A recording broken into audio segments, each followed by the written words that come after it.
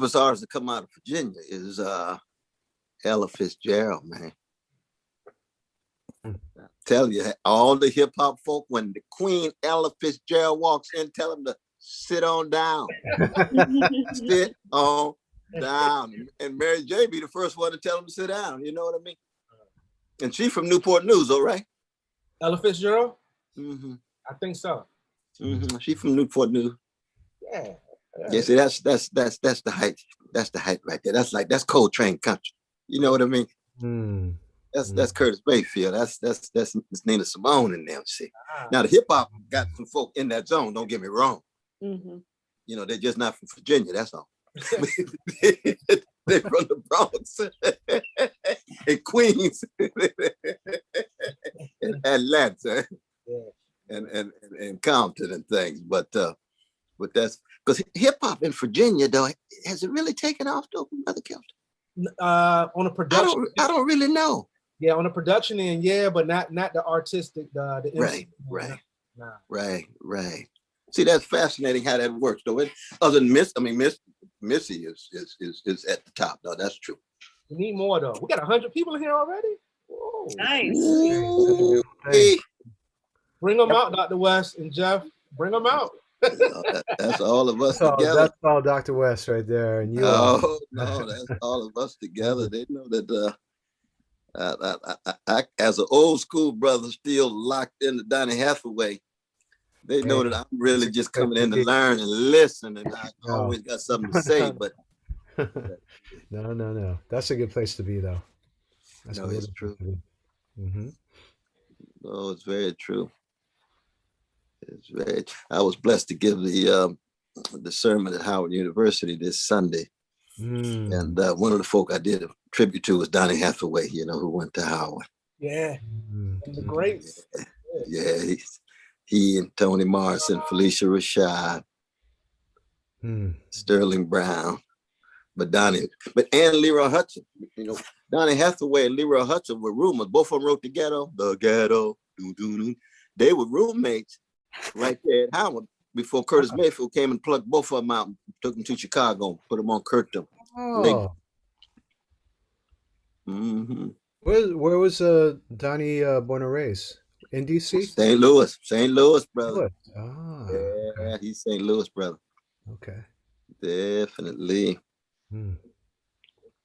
But Donny was something else. He's a classical musician. Opera and stuff. His daughter bad too. Ooh, yes, she is. Mm-hmm.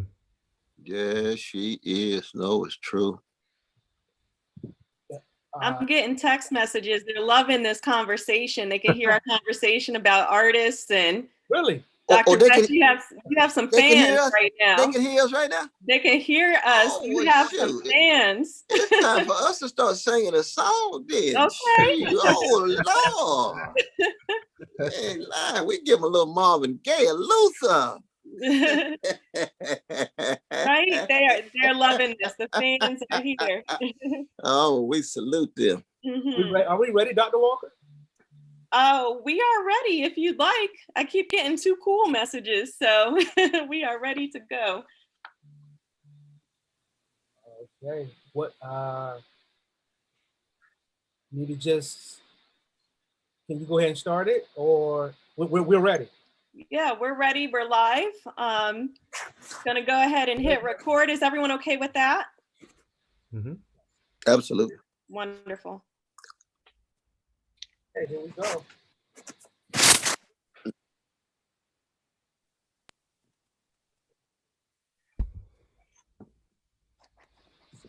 All right. Greetings, everybody. I'm Dr. Kelton Edmonds, professor of history here at Cal U. I'm the coordinator of the African American Studies minor at Cal U, as well as this hip hop conference. This is our 14th panel that we've done in 15 years. Now, the pandemic shut us down last year, but we're back stronger than ever, albeit virtually. Now, over the years, this conference has included the likes of Ursula Rucker, Joan Morgan, Dr. Tracy Sharpley Whiting, Kevin Powell, the mighty, mighty Black Thought, Talib Kweli, Dead Prez, Mobb Deep, Common, Chuck D, Leon Ford, Sabrina Fulton, the mother of Trayvon Martin, Charlemagne the God, ESPN's Stephen A. Smith, Dr. Michael Eric Dyson, Big Daddy Kane, Rakim, DJ Drama, the Blast Master, KRS-One, and Dr. Trisha Rose. And this year's panelists are just as spectacular as past years. Now, it's important that I offer my thank yous to the organizations who helped make this possible, beginning with the Frederick Douglass Collaborative, the American Democracy Project, African American Africana Studies, Cal U Women United, Cal U Men United, the Black Student Union, the College of Liberal Arts and Education, the Office of Multicultural Affairs, Social Equity, the Department of Humanities, the offices of the Provost and President. And I have to throw a shout out to the Omega Psi Phi fraternity, Xi Kappa chapter, of course. And I also like to thank all of the students, faculty and staff at Cal U, and all the Pasha universities, and all audience members, past and present, that have engaged in this conference over the years. Now, more specifically, I want to acknowledge the continued support and contributions of Drs. Kara Sheffield, Dr. Jim Stewart, past President Geraldine Jones, and Dr. Melanie Blumberg. I also would like to acknowledge Dean Majoka, Dr. Sean Madden, and Shahid Ansari. And I'd have to shout out the behind the scenes people that make this all possible, including Cindy Spear, Wendy Settles, and the person who everybody knows on campus, CJ DeJulius. And last, I want to single out the Frederick Douglass Institute at Cal U specifically, and its brilliant director, Dr. Ayanna Walker, who is also the co-moderator for today's panel. Dr. Walker is also a professor at Cal U in the Health Sciences Department. She does so much on campus and helps make so many things run smoothly. And we want to acknowledge her for all the wonderful things that she does on campus. Now, check this out, everybody. We have a roundtable at 6 p.m. on Thursday on the topic, what's next for hip hop?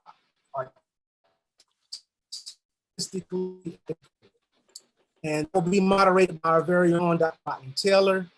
And the roundtable will feature Cal U sociologist, Dr. Jessica Spratley, Dr. William Boone from Winston-Salem State University, Dr. Brian Turman from North Carolina A&T University, my alma mater, and also national recording artist and Cal U alum, My Favorite Color. Yes, that's his name, My Favorite Color. Again, that's on Thursday at 6 p.m. Now, for tonight, the theme for this evening's keynote panel is hip hop, social justice, politics, and the pandemic. And our two panelists are poised to enlighten us all in spectacular fashion. First, I'd like to introduce Mr. Jeff Chang, who was born and raised in Honolulu, Hawaii, and is a graduate of the University of California at Berkeley and from UCLA.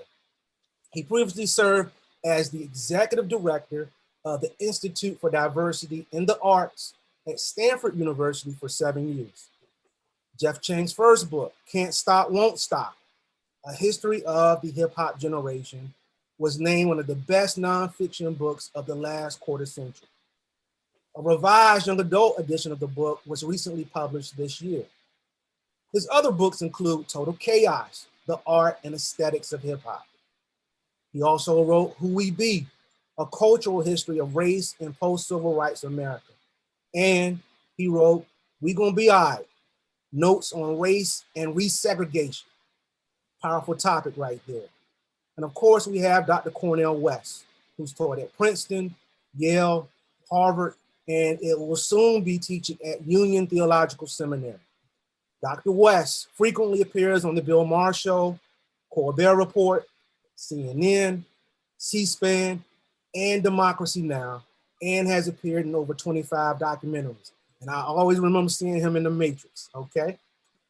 He's written 20 books, including the classics, Race Matters and Democracy Matters. On spoken word albums, Dr. West has collaborated with hip hop artists such as Andre 3000, Talib Kweli, and the Blast Master, KRS-One. Now, before we dive into this evening's panel, our co-moderator would like to remind us of some important housekeeping procedures. Please school us, Dr. Walker. Hello, everyone. Thank you for being here. Dr. Edmonds, I'd like to say happy birthday to you. Yeah. Happy birthday. Yeah. Thank you for organizing this panel. Just a note about housekeeping, please be sure to drop your questions in the chat. Additionally, prior to the end of our talk, a link will be provided to a short survey so that we can gauge your response to this evening. And now what we're all here for. Dr. West, my first question on hip hop goes to you. Please describe your relationship with hip hop and how you grew to fall in love with it. Discuss ways in which you have tried to be an advocate for hip hop's growth and impact.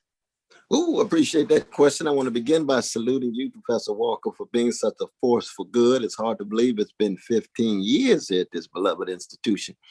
But I know they are so blessed to have you, and similarly so for our dear brother, Professor Edmonds, Brother Kelton.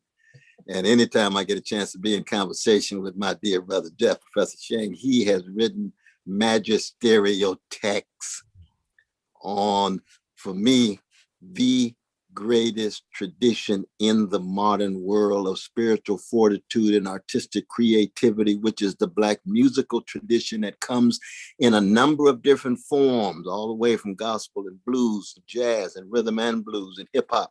And hip hop for me is a particular moment within this very, very rich and profound tradition of artistic creativity and spiritual fortitude.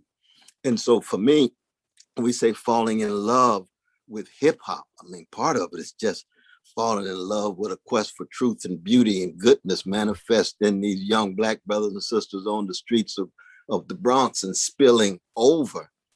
And I can't conceive of myself without it, but I can't conceive of myself without Louis Armstrong or without Aretha Franklin or without Curtis Mayfield or without Gladys Knight and the Pips. Mm-hmm. Without the Temptations and the Miracles and the Dramatics and the Delphonics. So in that sense, it's a matter of keeping track of this modern musical tradition that is inseparable from the Black freedom struggle. That's right. And the ways in which it reflects a spiritual freedom, an artistic freedom, a moral freedom, and it's trying to gain more access to land and resources and housing and healthcare within the material lives of precious Black folk.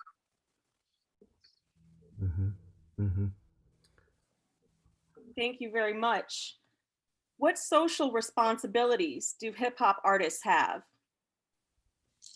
Is that for Brother Jeff or for me? Both of you. Well, no, I think Brother Jeff jumped right on in, straight out of California, East Bay, East Bay, brother. We're down to 510. Thank you so much, Dr. Walker and Dr. Edmonds. And it's always such a pleasure to be able to hear you speak anywhere I'm at in the world, Dr. West. So to be able to be here during the pandemic, out here in Berkeley, but listening to you live, it soothes my soul. It's such a powerful gift that you have to be able to put everything into context for us. And I just love how you invoked the deep and long history of the Black freedom struggle and the Black freedom culture. I think that, for me, I grew up in Honolulu, Hawaii, little island in the middle of the Pacific. And because Black music is American music, it gave us, those of us on colonized lands, right? In Hawaii, lands taken forcibly by Americans, a different way of being able to understand what our place could be, right? And the freedom dreams, I think, of Black culture, Black music, Blackness all around the world. Reggae, really big in Hawaii.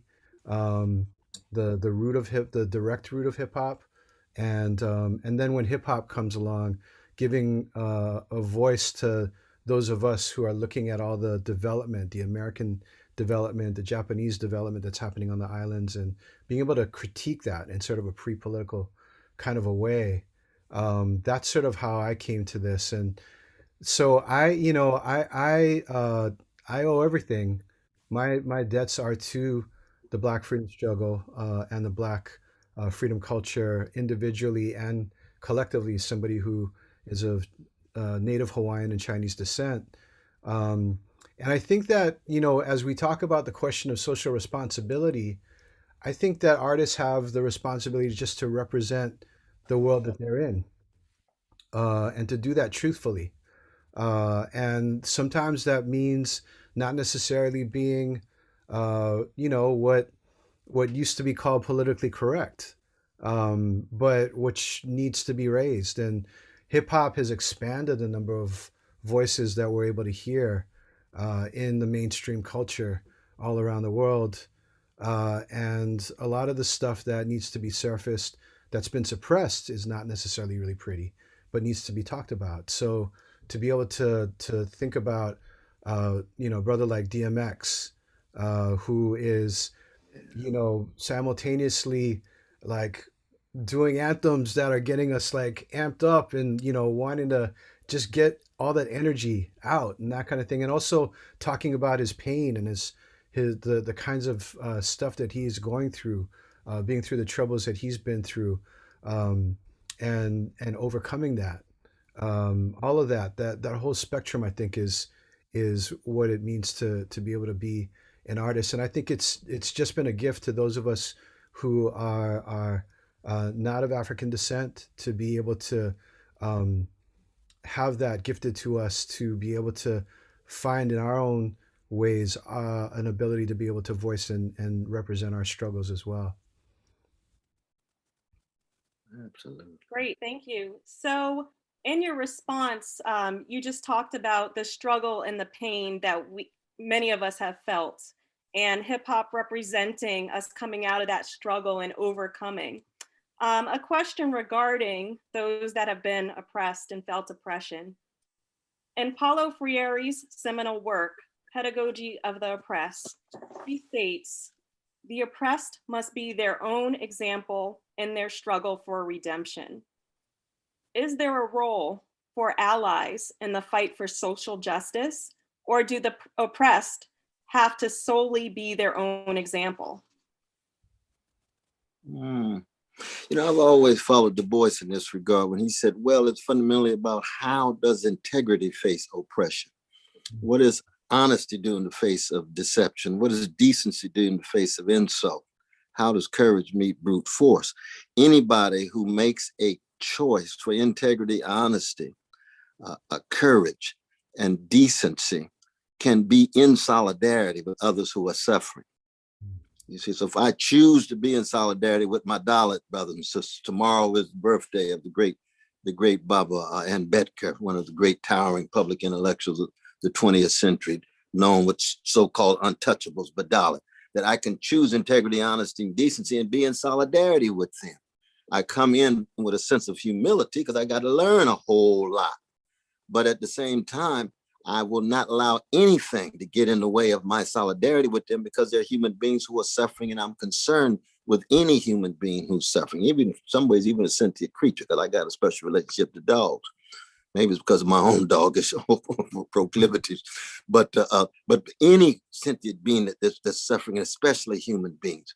And so I'm not sure even whether I'd call them allies. They're just fellow human beings who choose to be in solidarity because they want to live lives of integrity, honesty, decency, and generosity, and service to the least of these, a service to the wretched of the earth, in the language of Frantz Fanon.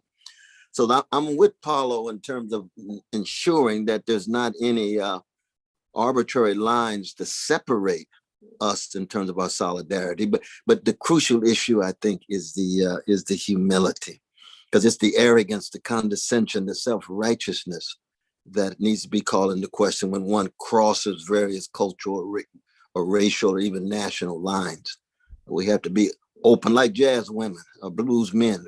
We have to cultivate the capacity of receptivity, of learning from each other in a genuine way and listening to each other in a genuine way, even as we follow the anthem of Black people, which is lift every voice. Not lift every echo. We're not talking about extension of echo chambers. It's lift every voice. We want all the various voices, a cacophony of voices to be heard, to come to terms with this struggle that we have to do when it comes to freedom and justice. Mm. I find that image so compelling. This notion of us joining together as a choir, as coming out of a sort of disorganized noise, if you will, into organized noise, right? That's nice. That's nice. To kind of put it all together, right? Because That's right. I That's right. think like the idea of allyship to me, I share your concern about this word. It implies to me a kind of a passivity, right? That there's sort of an audience and there's a performer.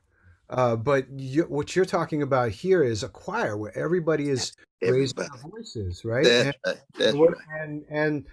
and the thing about it, I think that is so crucial is that there's a logic that actually uh, re-separates us in that way. I think it means well. I think that the number one thing that folks have tried to emphasize in creating this language of allyship is that we need to pay attention, as you put it so well, Dr. West, to those who are suffering, those who feel it, who know it, right? As a Jamaican saying would go, right? That those who feel it know it, and we have to follow their lead because they will lead us to the freedom for everybody. And so there's a notion, I think, there of sort of who leads, who follows, the humility that is part of that engagement, how that works. But at different points, different people are feeling it. At this particular point in history, over the last year, right, a lot of Asian Americans and Pacific Islanders have been feeling it in ways that they hadn't necessarily felt before because of Donald Trump declaring it open season.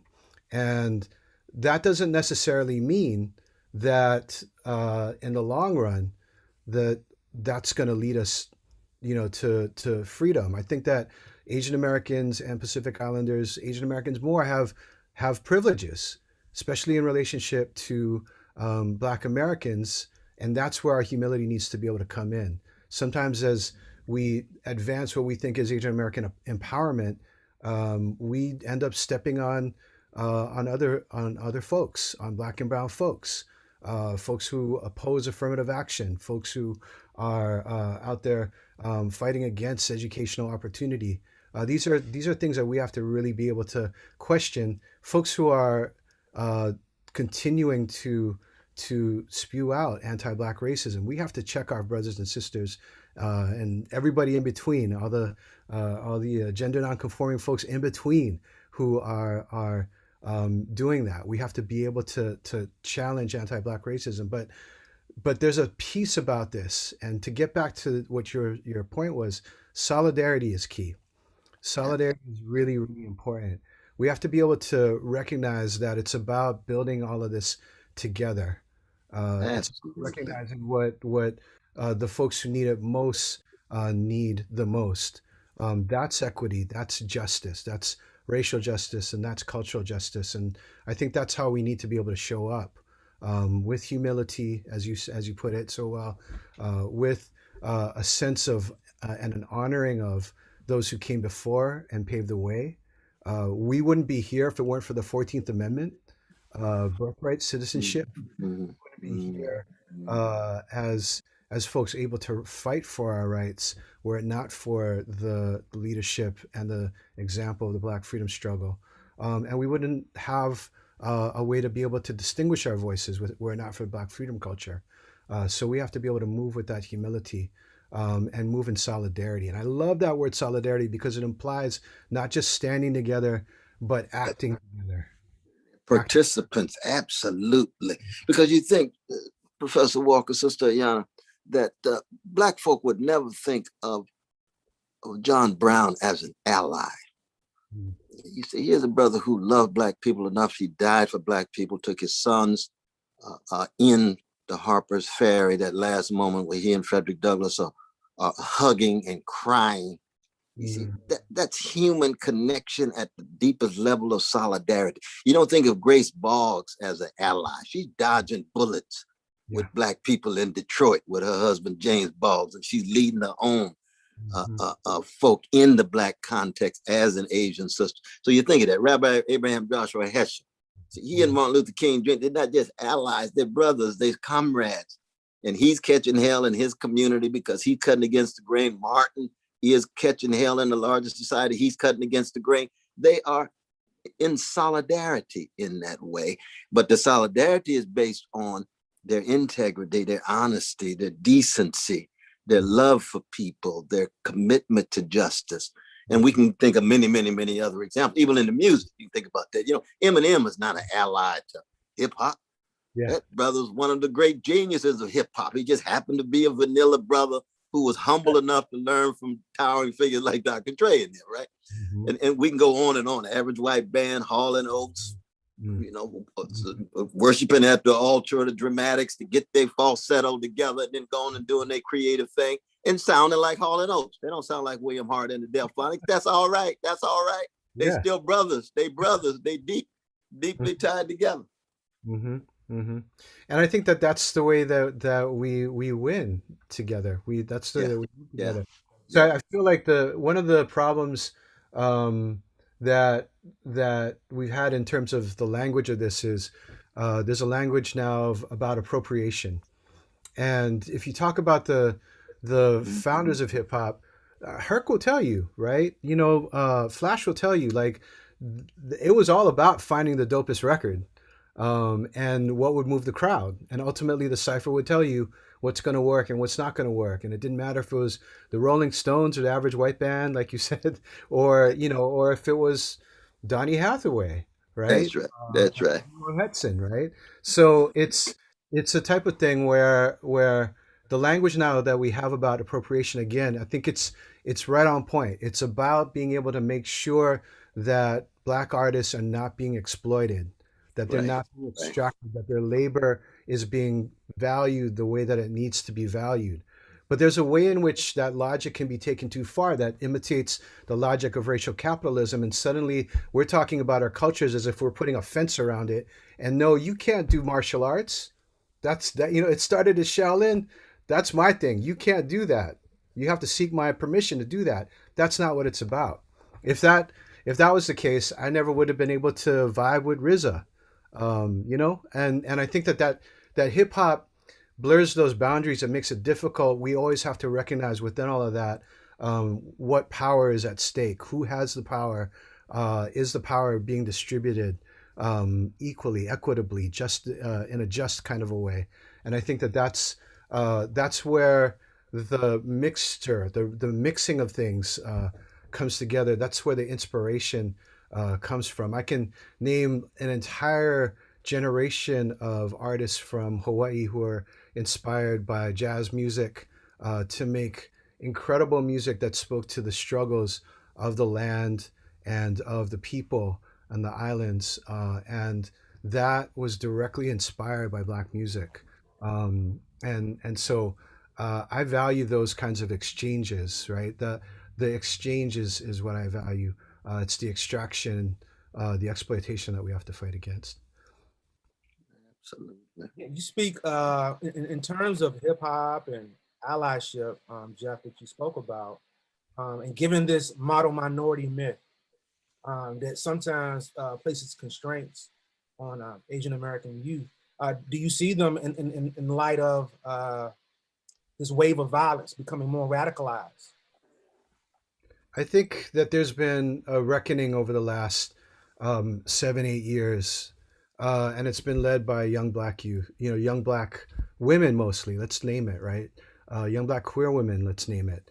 You know, this is what we've seen, and I think that has engendered, I think, amongst a lot of young Asian Americans, a desire to kind of go back to their roots as well, and to understand their histories, and also to be able to figure out how to stand in solidarity. And so a lot of young folks have been struggling through this language, I think, about allyship, what it means to be an allyship, what it means to go beyond that, right? And I think now, in this particular moment, especially going, what is it that we want folks to do for us, right? And then recognizing that in order to have folks do for you, you needed to be doing as well that whole time, right? It's about that relationship. It's on a individual type of basis that you're building these relationships, but these are things that aggregate to community, to entire communities, and what that means. And so for folks saying in this particular moment, I need you to stand with me. I need you to be able to say, no, that's not going to happen today. That's not going to happen to me. It's not going to happen to the elders. It's not going to happen to anybody, right? And that's more, I think getting beyond the passive relationship. That's getting to a point where it's about, like, we're going to throw down together, right? We're going to fight for what we want, which is a community where we all can be in place together. And I think that's what I think folks are asking for. I think that's what folks are struggling with at this particular moment, in terms of, if that's what the stakes are and that's what the reality is, then how do we show up? And so I love what Sister Linda Sarsour says, which is solidarity is a verb, right? Solidarity is a verb. It's an action that we take, and if we're able to kind of see it in that kind of way, then we might have a way out of this particular moment into something much, much better. But in this particular moment, we need to be standing with folks in Brooklyn, right? In Brooklyn Park, and with the family of Dante Wright and all of those whose lives have been taken, by brutality, by state violence, by anti-Black violence. That's where we need to be able to stand. And I would add, though, brothers, standing in solidarity with our precious Asian brothers and sisters, with all the vicious attacks, and being clear about that in our respective communities and contexts. Mm-hmm. Because just like me, you got some anti-Black racist sensibility in Asian communities, you got anti-Asian sensibilities in Black communities. Mm-hmm. And you have to be able to name it, you have to be able to highlight it, and you have to be able to say, in the name of justice, integrity, honesty, decency, the same critique of patriarchy, same critique of homophobia, same critique of white supremacy, same critique of predatory capitalism. It generates suffering that's unnecessary. It generates hurt and pain that's unnecessary. And so anti-Asian sensibilities has to be an integral part of what is called into question, just like anti-Black or anti-any other ideology that loses sight of the humanity of people. Mm-hmm. Mm-hmm. Thank you both. So I'd like to address social justice. We've talked about recent deaths of young Black men and women, George Floyd, Breonna Taylor, and most recently, Dante Wright. And many people now are seeing the need to fight for social justice. Dr. West, I have a quote from you and then a question that I'll pose to both of you. The country is in deep trouble. We've forgotten that a rich life consists fundamentally of serving others, trying to leave the world a little better than you found it. We need the courage to question the powers that be, the courage to be impatient with evil and patient with people, the courage to fight for social justice. To live is to wrestle with despair, yet never allow despair to have the last word. My question for both of you: what suggestions do you have for students that have a desire to get involved in the fight for social justice? Where do they begin? And more broadly, what reforms are needed in society? Ooh, that's a heavy question with many dimensions and facets. Do you want to jump in, Brother Jeff, or should I say a word? I think you should start, Dr. West. Should I just start out though? Please. I'm gonna cut against the grain a little bit here, because you see, I believe that justice is what love looks like in public, but justice and love are not the same thing. Mm-hmm.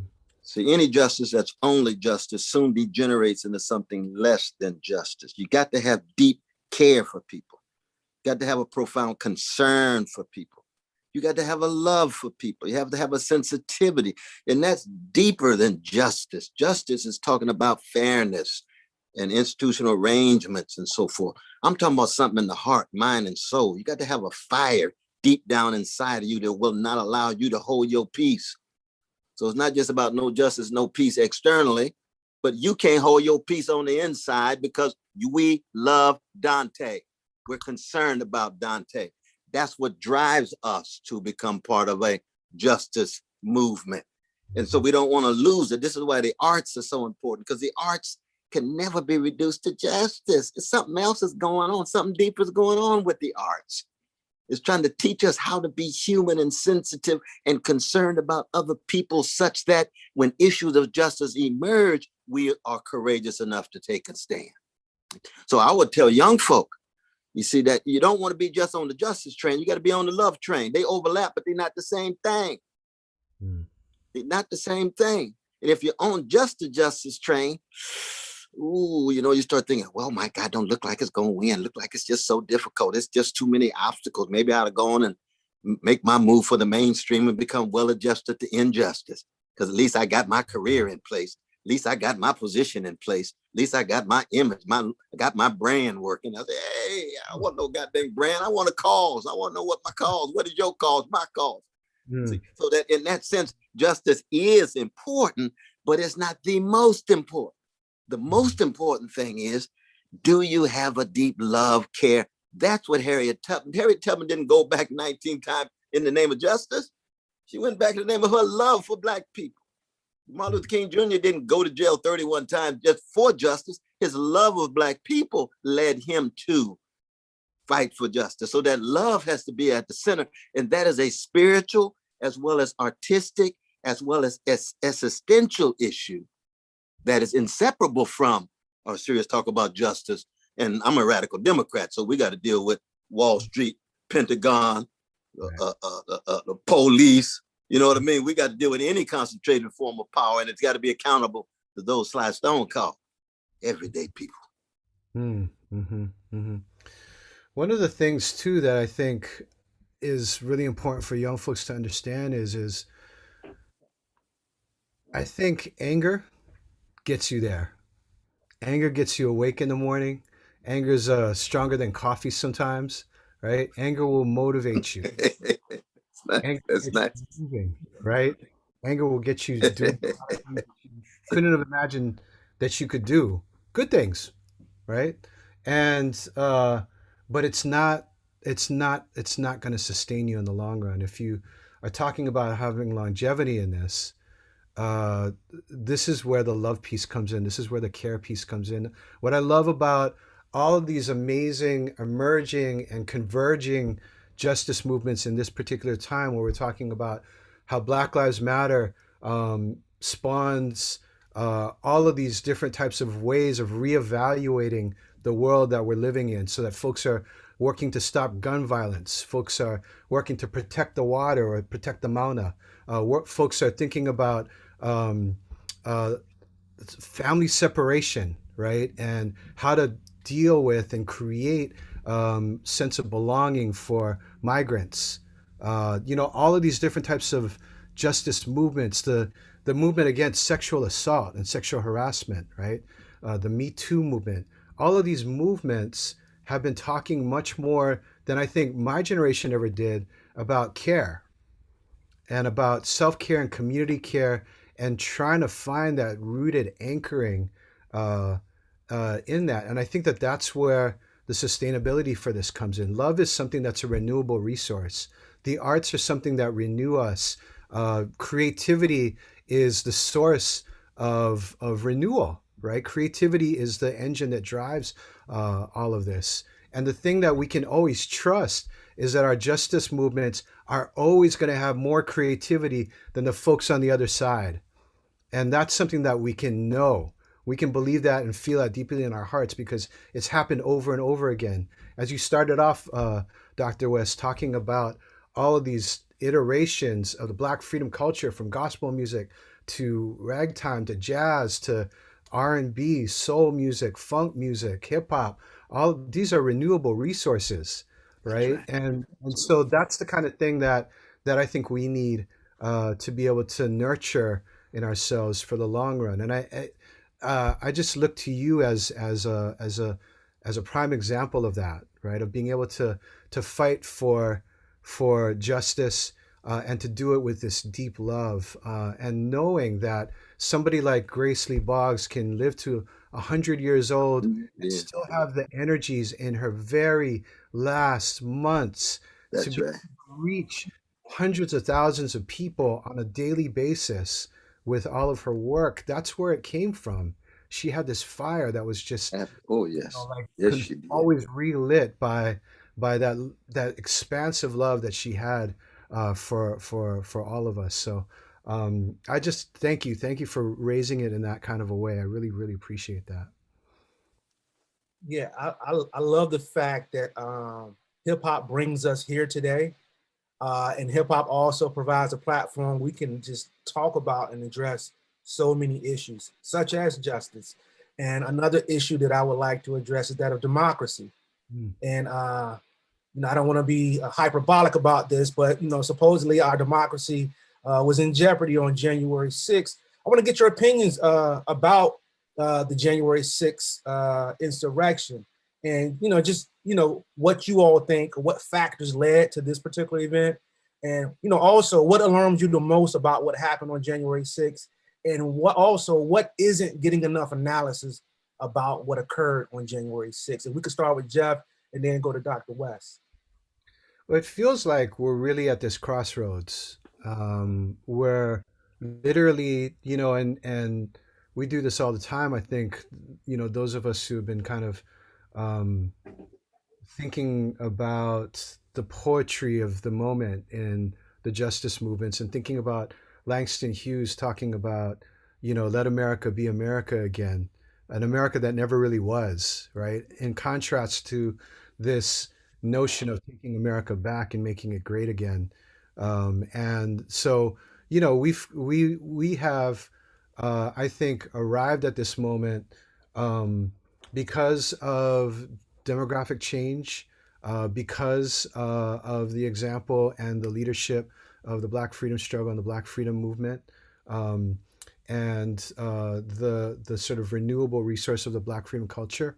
We've arrived at this moment where we literally have a choice to be able to kind of take it forward to that America that we can make together, that's been unparalleled, that would be the a historical departure from a world history of oppression and violence and bloodshed, to something that is so much better. Or we could basically figure out how to make a better machine to oppress people. And I think that's where we're at right in this particular moment. And so that's, I think, what we saw on January 6th. And I think that's just a skirmish. It's just a battle in this ongoing kind of fight between these two forces. And I really want to hear what Dr. West has to say about this and what he's thinking about this. Well, brother, I just revel in your eloquence. I really do. And like Cicero and Quintilian define eloquence as wisdom speaking. Now you give it that funky twist, so you got it grounded in the wrestling with the funk, the underside of the American empire.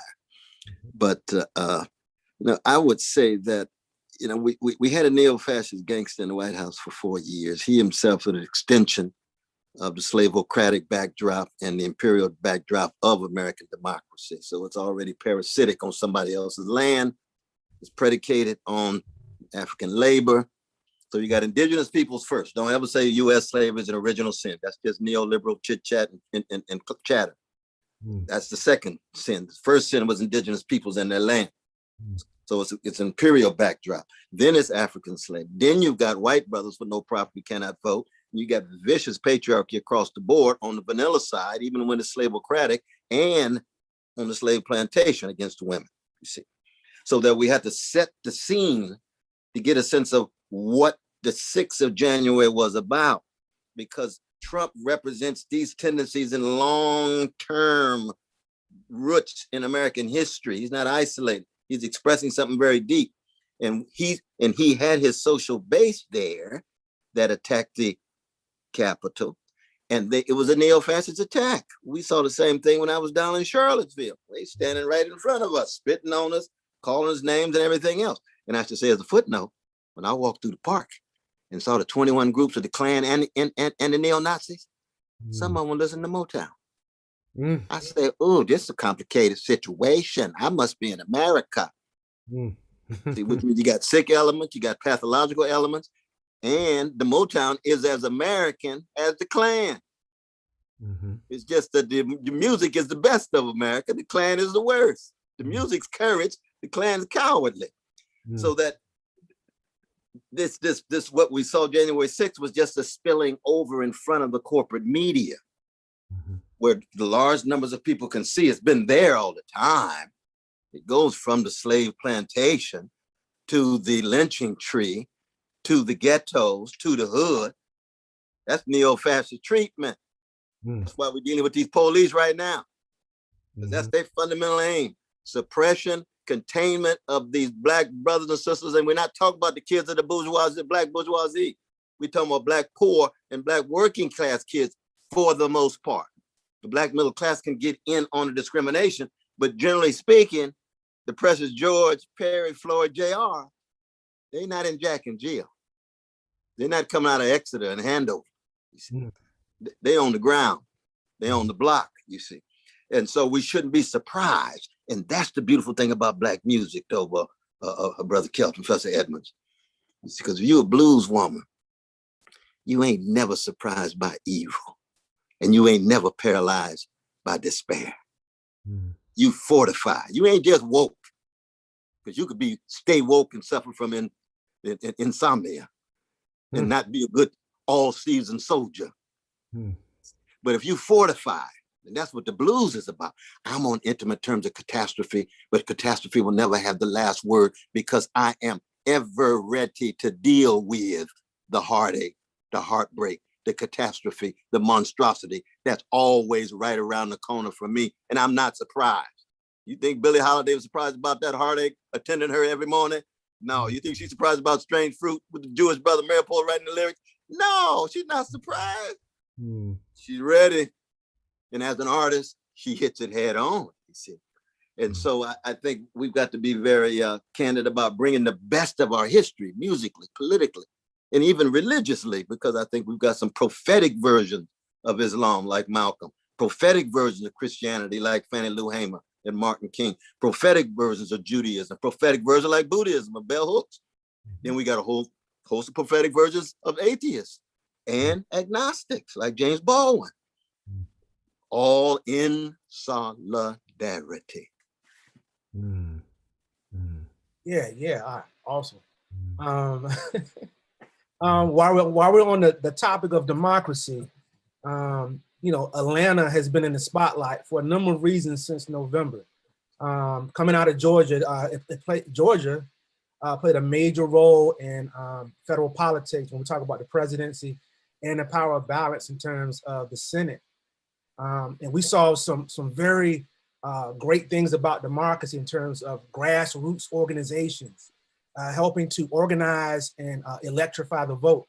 And I definitely have to acknowledge the role that musical artists, particularly homegrown hip hop artists in Atlanta, played in electrifying the vote, whether it be handing out water, handing out meals, speaking at rallies. The list goes on from 2 Chainz, the Lil Baby, to the Migos. So many young hip hop artists. And a lot of times hip hop has been characterized as being pretty apathetic in terms of mainstream, in terms of politics, but we didn't see that this time around. A lot of people played crucial roles. And we see the results of what happened when we talk about Reverend Raphael Warnock and John Ossoff in Georgia. Now, so many people participated in this particular election, yet we see this rollback or this response in almost 47 states to make it more difficult for people of color to vote, including the removal of drop boxes for ballots and the preventing of early voting. And the list goes on and on, these numerous measures, which seems almost anti-democratic, right? So I want to get your weigh in on that, the times that we're living in which the response to a lot of people voting compared to previous times is to dial that back. And how can we educate people about the consequences of lawmakers being able to shape an election, and how do we inspire people to act in light of this? We'll go with Dr. West first, and then Jeff, if you could weigh in also. Yeah, again, you all just asking such high quality questions, though, and there's so many different dimensions to it. And one thing to keep in mind for me, though, is 58% of white brothers voted for a neo-fascist. 53% of white sisters did. 28% of queers, God bless their precious queerness, but 28% voted for a neo-fascist. You see, 1 out of 3 of Jewish brothers and sisters did. 18% of black men voted for Trump, a neo-fascist. So that we've got a real problem in terms of how we understand prophetic and progressive forces coming to the surface within electoral politics. Now, given the fact that Biden still won, and it was very much because of not just the black vote, but it's the black sisters that pushed him over. And black folk been doing that in American history from the very beginning. 200,000 black soldiers join the Union Army, break the back of the Confederacy Army. Here come the 60s, black folk come again, save American democracy. Now we got the black women saving American democracy. Would have gone off a neo-fascist cliff with Trump if Trump had won, you see. But the black poor and the black working class get crucified oftentimes. They're the ones who end up having to bear much of the burden. And that's where the challenge is going to be today. So it's not just the racist backlash that we get after the loss of the neo-fascist Trump, but it's also the pressure we need to put on somebody like Biden. And he's moving in the right direction. He's got to be robust in putting poor and working people at the center of his projects. And this is especially so because he's got blood on his hands. He's one of the architects of a crime against humanity called mass incarceration. Listen to his speech, November 18th, 1994. They're predators who are beyond the pale. Put them in jail and throw away the key. Hey, that's my brother and sister you're talking about from the hood. And see, all the neoliberals and the centrists don't want to accent that. Now, I believe people can change. LBJ changed. He started out a white supremacist from Texas. He changed. Biden can change too. But we got to keep that pressure on. So it's not just the backlash of Trump and company, but it's also the pressure on the neoliberals in the Democratic Party that don't want Biden to go as far as he ought in terms of hitting poverty, in terms of hitting militarism and the military budget, in terms of empowering trade unions, in terms of supporting the black workers in Bessemer, Alabama, against the Amazon, against, and so forth. We can go on in terms of dictatorial rule in Haiti. All of these various issues need to be brought to bear, it seems to me. A lot there. I maybe where I could start is just to say that I do think, the centrality of Georgia is key in this particular moment, and just to kind of maybe build off some of the threads of what Dr. West was laying out there for us. Georgia, I think, really represented what Dr. William Barber is talking about in terms of us being in the midst of this third Reconstruction, and this idea that we are literally in this polarized environment where we could go one way or the other, and that the futures that we have ahead of us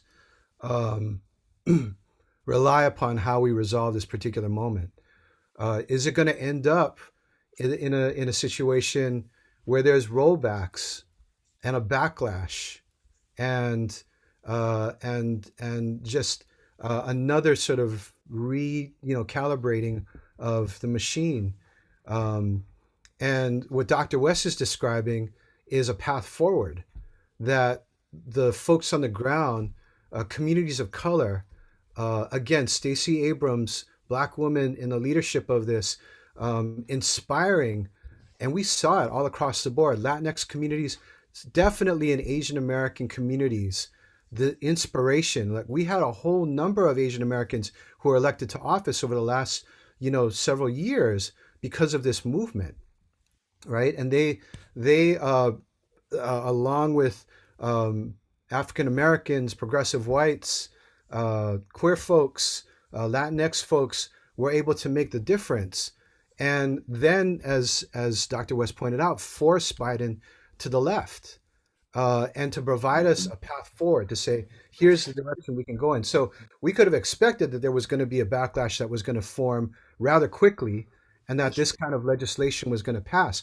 But we can go all the way back, right? Let's talk about hip hop in the 90s and how you're talking about these artists rooting down in Atlanta and providing these literal futurist visions, right? Outkast, Goody Mob, the whole crew, the Dungeon Family, all of these folks, right?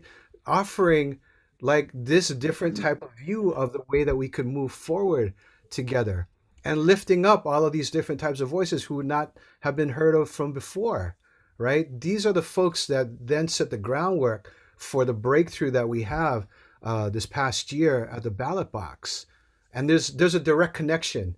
And for anybody who doesn't think that there's one, just go down there and spend some time and talk to folks on the ground and ask them who they're influenced by, where they got these ideas from, right? This is where it's coming from.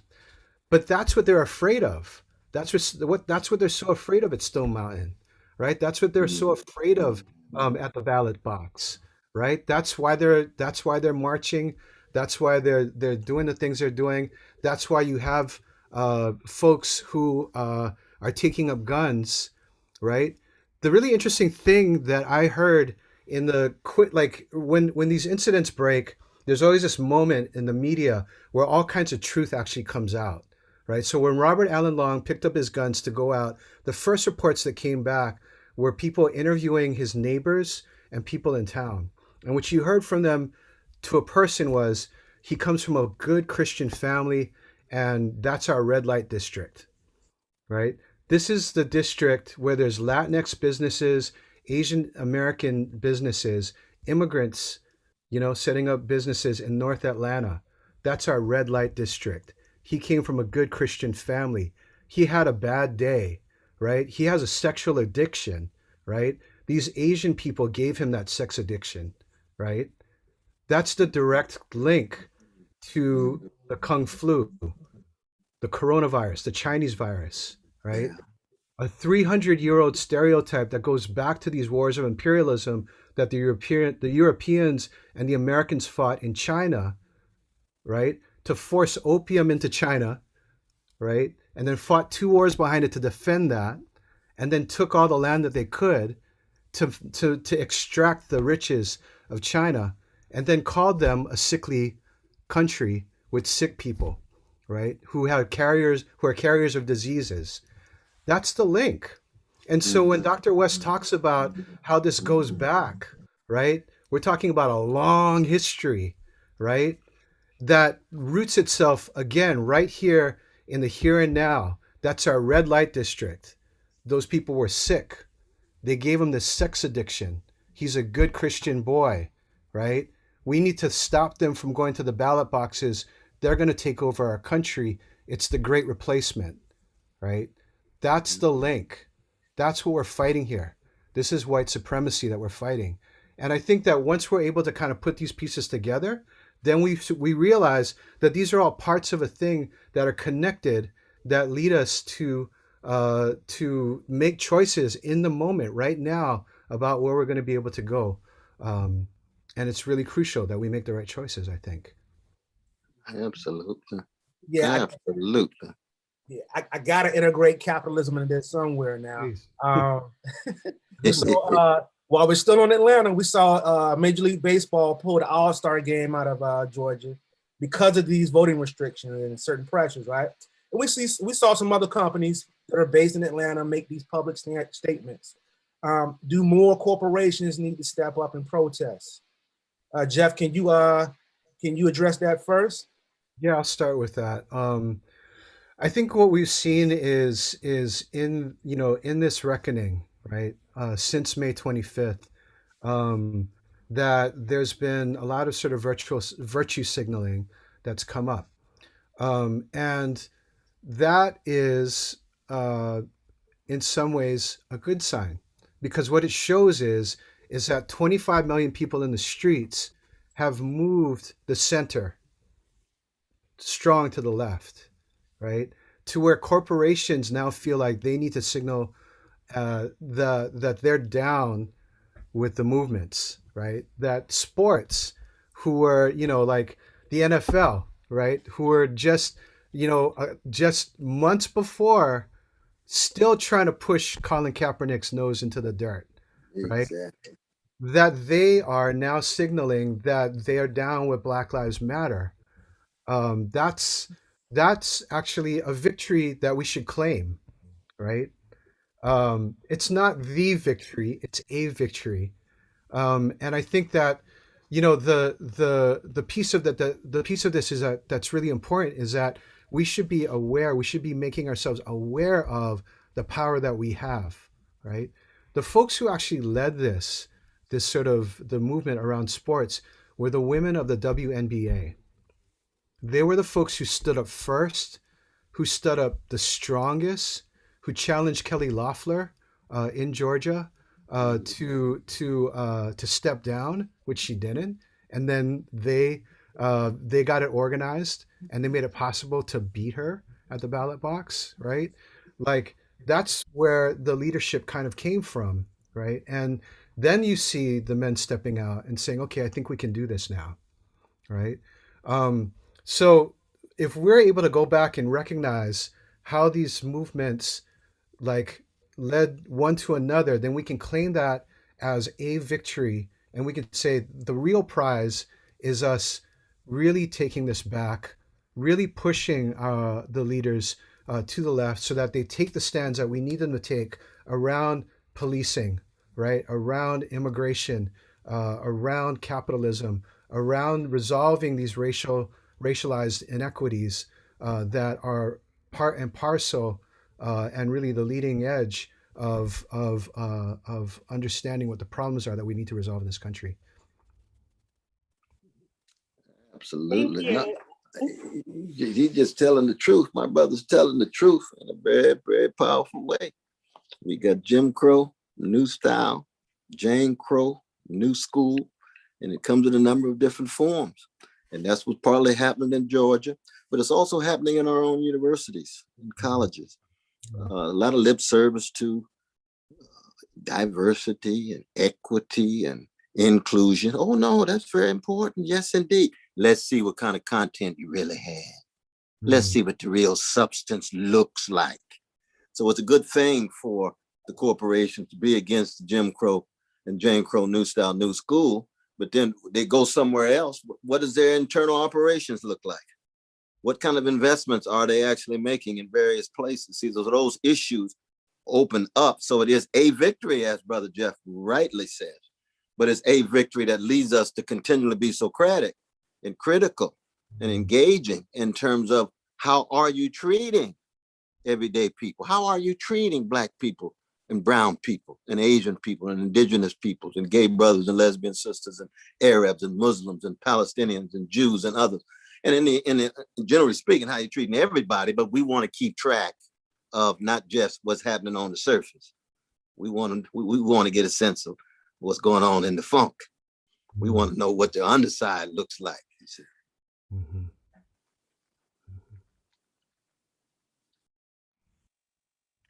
Good. We have a question from the audience, Ngozi Taff.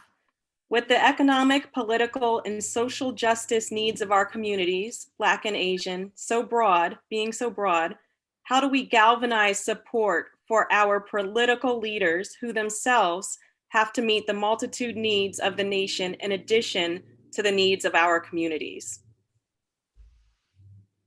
Ooh, Brother Jeff, I'll jump right in quickly because you got different kinds of leadership.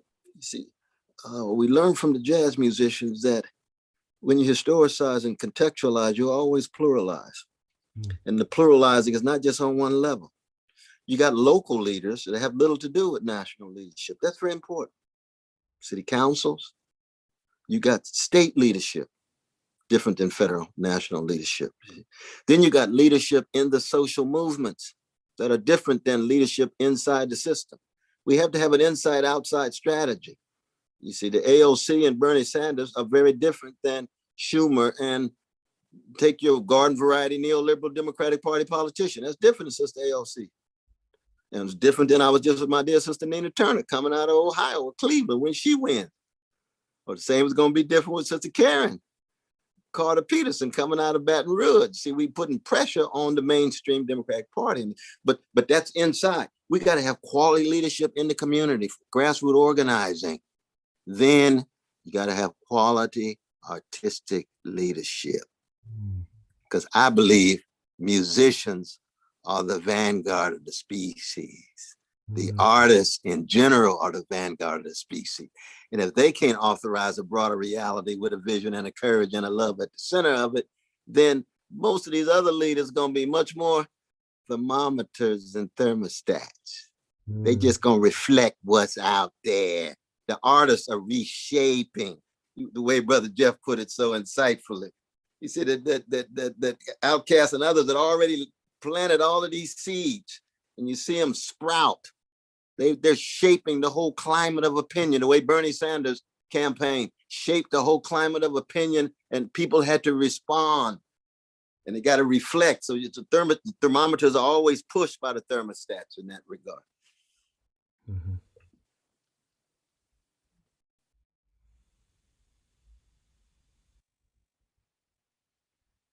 Okay, we have a question on re-segregation that Dr. Walker wants to ask specifically to Jeff. Great. Jeff, in one of your books, you discuss the concept of re-segregation in America. Can you discuss the grave implications in regards to access to healthcare, education, and the accumulation of wealth for minority communities? Mm-hmm. Wow, where to start? First thing to say is some places never desegregated, right? So let's just be real and put that out first. But resegregation speaks to the way that the gains of the second Reconstruction, the 1960s, 1950s, 1960s civil rights movement, have been steadily, loudly turned back. Peak desegregation for schools came in 1989, which, as we all know, was a great year for hip hop. And since that time, right, we have experienced school resegregation at an astonishing rate, even as the population is moving towards becoming quote unquote majority minority. Majority minority is a strange term. If we're all minorities, then how do we figure out what the new majority is going to look like? That's the challenge that we are actually facing right now. And some would have that remain the way that it is, with whiteness at the center. And as we've been talking about this whole time, I think we're trying to fight for something else. But let's get down to the real stakes of this, right? At the end of the day, all of the things that, all of the metrics, let's call them, right, of inequities, the health gap, the wealth gap, the educational gap, all of these gaps, they all come down to one thing, which is life expectancy. That's the one metric that is above all, right? An indicator of how we think about and how we create possibilities for folks to be able to thrive. And what we know is Black and Indigenous folks have the shortest life expectancies, like much, much less than white folks. And so if we get down to that, then that's why we say Black Lives Matter, right? That's why we say Black Lives Matter. We have to be able to make sure that this is not a thing anymore. And so, from police picking up their guns versus their tasers, which I don't know how that happens. We know that here in Oakland, Oscar Grant was somebody who was on the other side of a gun when the guy said he was going to try to reach for a taser. So, this is not a thing. But from that to the ways in which our spatial segregation, right, where we live, where we go to school, what kind of food we have access to, whether or not we're able to accumulate wealth and pass that on to the next generation, all of those things like boil down to this one metric of life expectancy. And we've got to change that. That's the number one thing that we've got to focus on, I think, in the long run. And that's the aim, I think, of all our movements and the way we want to move democracy in the long run. Okay. Yeah. Well, as we conclude, we just have a few more questions in this latter part of this particular panel. Now, on Thursday, we're devoting significant attention toward hip hop's place in the academy. So I wonder if you all could deal with that as a sweet, as an appetizer as we go into Thursday. Why does hip hop belong in the university as a viable track to be studied or used as an academic framework? Why are university symposiums like this that are devoted to hip hop, why are they important? Dr. West, if you could start us off with that. I love the way you pose that. Well, let me just say this has been a marvelous panel. I just wish we had another hour.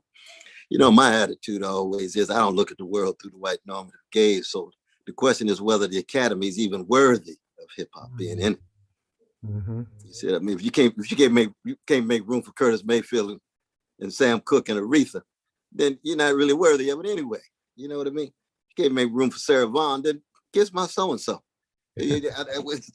So the question becomes, okay, if they decide that they want to embrace it, they bring in the brilliant thinkers and scholars like Brother Jeff and Sister Tricia Rose and the others, then the question becomes, well, what is the university about? Well, it's supposed to be about a quest for truth. It's supposed to be about a quest for knowledge. The condition of truth is to allow suffering to speak. What kinds of truths are going to be unveiled and unearthed when you come to terms with the doing and sufferings of creative Black folk? Is that going to be a challenge to your conceptions of truth? Well, it probably will be. So then you're going to have a Socratic dialogue. Let's point out what you've been missing. Let's point out what the splinter in your eye. Let's point out the myopia. Now, Black people, we have our own limitations. So we can learn something from the academy too, but it's got to be reciprocal. It's got to be mutual. And if the respect's not there, then we got to go on about our business and our quest for truth. Because oftentimes the academy is like any other tradition, right? It can suffocate, it can liberate. You can recover the best of your tradition or the academy, or that academy will actually, you'll have to recover from it. Let me put it that way. Mm-hmm. You see, and a whole lot of folk I know in the process of recovering from the academy because of its parochialism, whereas we won't be able to recover the best of the academy. I think that Europe, I think that the academy, I think that white brothers, the best of them have something to teach us. Chekhov and Shakespeare ain't no joke, but they got tons of cousins who are mediocre, who are in power, who will crush my grandmama. And I'll fight him with every fiber of my being in the name of truth, in the name of love of my grandmama. I cannot add to that. That was so beautiful. It's so true and it's so real. Thank you so much, Dr. West. Thank you. Well, Jeff, if you could you just build on something you mentioned earlier? How should we remember DMX? Somebody that was impactful in hip hop. Yes. Left a powerful legacy. How should we remember him? Somebody who left us too soon. I feel like hip hop's heroes are deeply flawed figures, right? We don't. The folks that we celebrate are folks who have contradictions, who struggle with their contradictions, who are above all incredibly human. And the Black Lives Matter movement has asked that we see everyone, every Black person in their full humanity.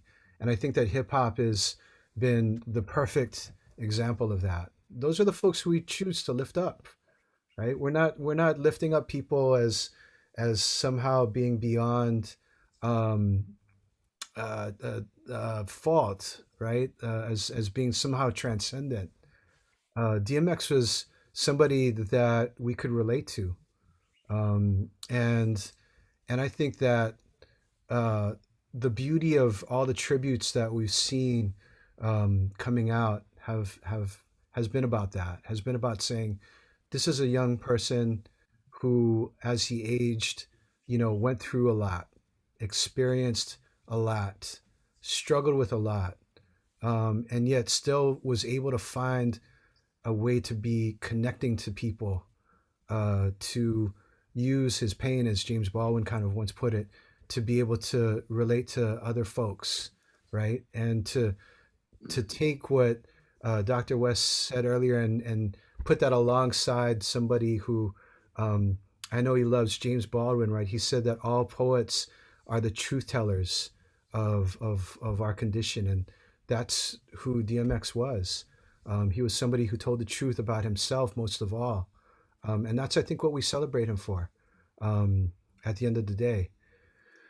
And if we could celebrate everyone like that, then that's the kind of world that we are actually working towards achieving. Um, to be able to have a world in which everyone is embraced, flaws and all, and knowing that they're always trying to work to be better, and that we're there for them, and they're there for us. Absolutely. Thank you. That was beautiful. Beautiful, beautiful, Just a beautiful. question. Yeah, just a question for both of you as we close. Jeff, is there anything you want the audience to know regarding any upcoming works that you have or endeavors that you have? And then the same thing to you, Dr. West, after. Just to say, May is Asian American Pacific Islander Month, and I think that there's a lot of stuff that's out there in the media right now that's been trying to pit communities against each other. And what we want to try to do in Asian American Pacific Islander Month this year is really to emphasize solidarity. So the idea of solidarity within our community, especially post March 16th, but also solidarity between communities, to be able to recognize that we need to be able to see ourselves in each other, and that's the way that we move towards being able to really truly create community, to stand together and act together. So I'm so thankful and honored and humbled to have been asked to be a part of this, and just in awe of Dr. West, and full of gratitude to you, Dr. Walker and Dr. Edmonds. Thank you for having me. I'm just so blessed to be a part of this too. And anytime I get a chance to spend time with my brother Jeff, I know I'm going to learn something and leave deeply inspired with a smile on my face and fire in my soul. Get a chance to meet Professor Walker, Sister Yana, and all of your crucial work there. 15 years of high quality service in California, in Pennsylvania, and then Brother Kelton, Professor Edmonds. No, it's true. Because what we try to do at these moments is create a certain kind of kairos, just like the hip hop artist. The whole chronos at arm's face, so that every daytime is pushed back, so that the moment can become a moment that's an interruption from all the lies and all the hatred and all the other hounds from hell, like greed and narrow conformity that loses sight of people. And so be able to raise our voices together like this is a very beautiful thing. And we want our young people of all colors, but I'm going to speak especially to the Black students right there in California, Pennsylvania, that you recognize that you come from a great people at our best. There's been no other people for 400 years to be so hated, keep dishing out love warriors. That's from Harriet Tubman to John Coltrane's Love Supreme. There's no other people I know who've been terrorized for 400 years and keep dishing out freedom fighters. I don't know another people who've been traumatized for 400 years every day of our lives, told that black love is a crime, that black hope is a joke, that black freedom is a curse. Black history is a curse and black freedom is a pipe dream, let me put it that way. And yet we keep coming back strong anyway. Sometimes all we can do is sing a song. We look around and say, pharaohs on both sides of the bloody Red Sea. Isn't that what Henry Highland Garnett said in 1843 with one leg standing on the crutch? What we gonna do? Somebody said, sing a song. And those songs have allowed us to keep looking in the belly of the beast, to hold on to our integrity, honesty, decency, generosity, and love tied to justice. Young folks, especially young black folks here in California, in Pennsylvania, that is your tradition to keep alive. You don't keep it alive by osmosis. You got to fight for it. You got to sacrifice for it. You got to be able to find your own way of thinking for yourself, laughing and loving it for yourself. That's what's kept black folk going. Oh, what a people who've been able to keep that on and then pass it on to everybody. To Europe, to Asia, to Latin America, the African roots of it. They say, oh, Brother West, this sounds like chauvinism. You just love black people. No, I'm telling the truth about the modern world in which black people have played a world historical role in the shaping of our conceptions of freedom and democracy and love and integrity. So the George Washington's gonna look different when you listen to Dizzy Gillespie blow his trumpet, because he's in contact with the humanity of the slaves, and George Washington was not. He was a great anti-imperialist fighter against the British. I'm in solidarity with George Washington in that regard. But Dizzy Gillespie tells me, Rhapsody tells me, there's a humanity on the ground that y'all ought to stay in contact with. I say, yes, indeed. That's where I'm in solidarity with. Person, cause, not brand, and willingness to live and die. That's the greatness of a people. At our best, we got our black thugs and gangsters like any other community, but at our best, that's what the best of hip hop is about. That's why I love those young brothers and sisters, even though, as Brother Jeff and I was saying, I'm still a Donny Hathaway kind of brother. You know, I'm old school, y'all. Yes, indeed. Yes, and D'Angelo understands what I'm talking about. He knows the tradition from which he comes. Yeah. Hey, in my thinking, our panelists, beginning with Jeff, you've been a part of two of the best panels that we've had in this 15-year run. I'm extremely appreciative to you, man. I called you late in the game, and you were so gracious enough. You, Kelton, just tell me when and where to show up. And I appreciate your powerful writing and all that you do. So, you know, thank you so much on behalf of everybody at CalU. Thank you so much. And Dr. West, thank you for being a national treasure. And thank you for inspiring all of us and remaining on the front lines. This has been extremely enlightening, and you two have made this one of the best conferences thus far. And I definitely want to thank the co-moderator, our FDI director here at CalU, who helped put all of this together. She was the driving force behind all of it. And she does so much within the Frederick Douglass Institute, which is a staple here at CalU in terms of diversity. So, and most importantly, everybody who attended, people who are still tuned in to this particular point right now, thank you for always making this conference such a success. And make sure you fill out that survey. We want to hear your feedback about what you all just witnessed and listened to. Thank you so much, everybody. Again, we couldn't do it without the collective all participating in this and engaging. Thank you. We salute you, my brother. Yes, one last. Dr. Edmonds, thank you. Thank you for your leadership.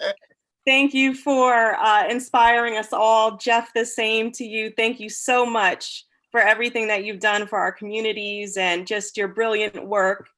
And Dr. West, thank you for sharing your message of love and of truth with all of us. Thank you. Thank you. Thank you. Thank you.